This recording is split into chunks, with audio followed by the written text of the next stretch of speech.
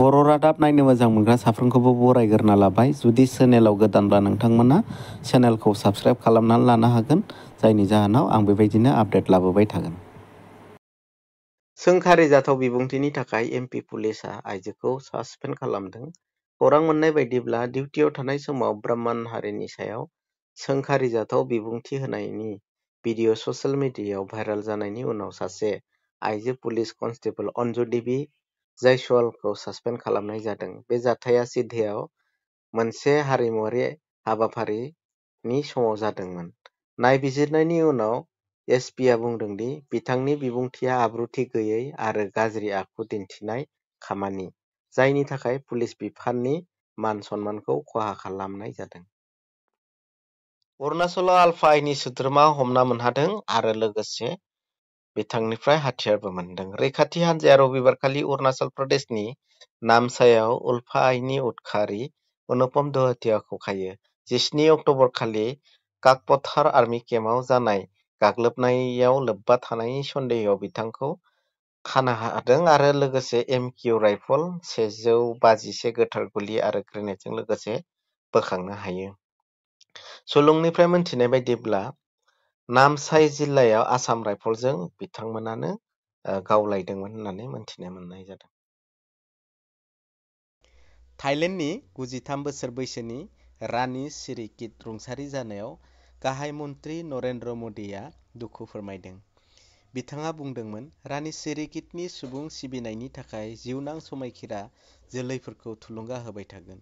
बे गोथौ दुखुनि समाव महामहिम राजा फोलेर आरो थाइलेन्डनि सुबुंफोरनिसिम गोसो गोरबोजों दुखु फोरमायहरो। छत्तीसगढ़नि बस्तर ओनसोलाव कांकेर जिल्लायाव सा 13 आइजोफोरजों लोगोसे सा 21 माओवादिफोरा AK-47 बायदि मोन 18 हाथियारफोरखौ गथायनानै होयो। इकुइमारी किस्कट ओनसोलनि डिभिजन सेक्रेटारि मुकेशनि दैदेननायाव पुनामार्ग गोजोन हाबाफारिया जानानै थाङो। केन्द्र आरो हादोर सोरखारा छत्तीसगढ़निफ्राय नक्सलबादिखौ आबुङै फोजोबस्रांनो थाखाय 31 मार्च 2026 खालारखौ थांखि लादों। आग्रा-लखनौ एक्सप्रेसवेआव डाबल डेकार एसि स्लिपार बासआ अर खामदों। रावबो जोखोम जानायनि खौरां मोननाय जायाखै। दिल्लीनिफ्राय उत्तर प्रदेशनि गौड़ा फारसे थांनाय गंसे डाबल डेकार एसि स्लिपार बासआ रबिबारखालि आग्रा-लखनौ एक्सप्रेसवे रेवरी टल प्लाजानि साखाथियाव अर खामदों। फुंनि 4:45 रिंगासोआव साखानि गाज्रि जानायनि जाहोनाव बे अरा गोख्रैनो बासखौ साग्लोबो, नाथाय रावबो जोखोम जायासै। गासै 39 दावबायारिफोरखौ रैखाथियै बोखांनो हायो आरो थाबैनो ट्रेफिकआ नर्मेल जाफिनदों होनना खौरां मोननाय जादों। दानिया फैदो लोगोफोर, जों सावस्रिनि सोमोन्दै मोननैसो मोनथिनानै लानि। थाबैनो किडनि फेलियार जानायनि थाखाय नोजोर होनो गोनां लैखोनफोर।